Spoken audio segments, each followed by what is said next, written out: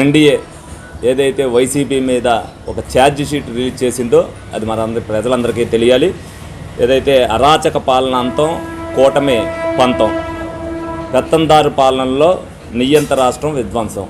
ఏదైతే గత 5 సంవత్సరాల నుంచి కూడా స్టేట్లో టెర్రరిజం ఎక్కువైపోయి ప్రజాస్వామ్యం నశించి ప్రమాదంలో పడిందో, రేపు రాబోయే రోజుల్లో ప్రజలందరూ కూడా ఈ కూటమిని ఎన్నుకోవాలనే ఉద్దేశంతోనే దీన్ని అందరూ కూడా విడుదల చేయడం జరిగింది.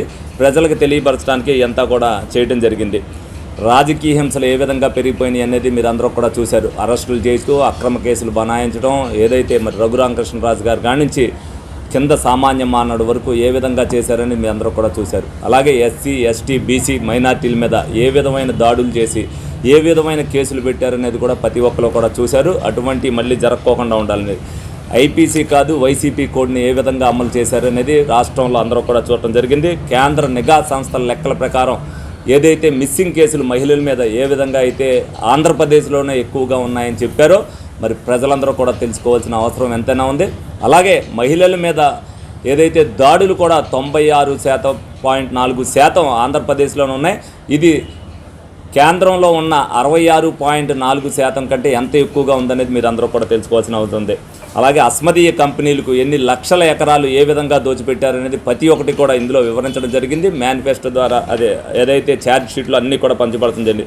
అలాగే రాష్ట్రంలో పరిశ్రమలు ఏ విధంగా వెనక్కి వెళ్ళిపోయినాయి అనేది ఏదైతే మన ఎంపీ గారు కూడా ఏదైతే ఆ బ్యాటరీ ఫ్యాక్టరీని వాళ్ళు కూడా ఇచ్చేసుకుని హైదరాబాద్లోకి వెళ్ళిపోయి వాళ్ళు పెట్టుకున్నారు అని అంటే ఏ విధమైన హింసా క్రీడ రాష్ట్ర పరిశ్రమ మీద ఉందనేది అందరూ కూడా తెలిసింది.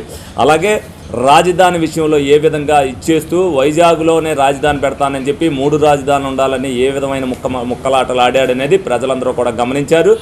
ఈ ఛార్జ్ షీట్లు అన్నీ పొందుపరిచారు. తప్పనిసరిగా ఇది అందరూ కూడా ప్రజలు తెలుసుకోవాలి. రాష్ట్రంలో అరాచక పాలనను ఏ విధంగా అంతమొందించాలనే దాంట్లో ప్రజలందరూ కూడా ఐకమత్యంతో ఈ ప్రభుత్వాన్ని గద్దె దింపడానికి ప్రతి ఒక్కరూ సహకరించాల్సిన అవసరం ఉందని అందరికి కూడా తెలియజేయడం జరుగుతుంది. అలాగే పెన్షన్ విషయంలో ఏదైతే మరి మొన్న 1వ తారీఖు వచ్చేసరికి 3 రోజులు లేట్ చేసి తెలుగుదేశం పార్టీ మీద నెపం చేపి అండాలని పెట్టారో మరి మళ్ళీ 1వ తారీఖు వస్తుంది కాబట్టి దానికి సరిపడా డబ్బులు ఖజానాలో వేసి ప్రతి ఒక్కరికి కూడా పెన్షన్ ఇంటికే ఇవ్వాలని చెప్పి మేము తెలుగుదేశం పార్టీ తరపున డిమాండ్ చేస్తున్నాం. ఇప్పటికైనా ఏదైతే ఉపాధ్యాయులు ఉన్నారో, ఎవరైతే రెవెన్యూ సిబ్బంది ఉన్నారో అందరూ కూడా గవర్నమెంట్ ఎంప్లాయీస్ని అందరినీ కూడా పెట్టుకోవచ్చు. ఎందుకంటే ఎలక్షన్ 13వ తారీఖు కాబట్టి 4-5 రోజులు దీని మీద ఒక్క రోజులో ఇచ్చేసే పనే. అందరినీ కూడా డబ్బు సరి చేసుకుని ఎవరికి వాళ్ళకి ఇవ్వాలని చెప్పి మేము తెలుగుదేశం పార్టీ తరఫున డిమాండ్ చేస్తున్నాం. అలాగే ఏదైతే ఇవాళ మేనిఫెస్టో రిలీజ్ చేశారో చంద్రబాబు నాయుడు గారు సూపర్ 6తో 6 కొడితే జగన్మోహన్ రెడ్డి డక్అవుట్ అయిపోయాడు. ఏమీ లేదు, మేనిఫెస్టోలో ఏమీ చేయలేమన్నాడు. 3,000ది 3,500 చేస్తామన్నాడు. అది కూడా 3 సంవత్సరాలు పెంచాం, 250 95% ఏదో అన్నీ అమలు చేసామని అంటారు. అసలు మద్యపాన నిషేధం చేస్తానన్నవాడు అసలు మొత్తం ఫస్ట్లోనే చీదీసింది. అలాగే 2 ఏదైతే అందరికీ అమ్మఒడి ఇస్తానన్నాడో ఒక్కరికే ఇచ్చి దాని గురించి ఏమీ చెప్పలేని పరిస్థితి. కరెంటు ఛార్జీలు పెంచనన్నాడు, 9 సార్లు పెంచాడు. అందరికీ ఇల్లు అన్నాడు, ఒక్కడికి కూడా ఇల్లు ఇవ్వాల. అన్నీ కూడా 95% పనులు చేయకుండా 5% మేనిఫెస్టోలో చేసి 95% అని ఎలా చేసుకుంటున్నాడో ఆ విషయంలో కూడా ఇప్పుడు మేనిఫెస్టో రిలీజ్ చేసిన దాంట్లో కానీ అతను డెక్అవుట్ అయిపోయిన మాట వాస్తవం.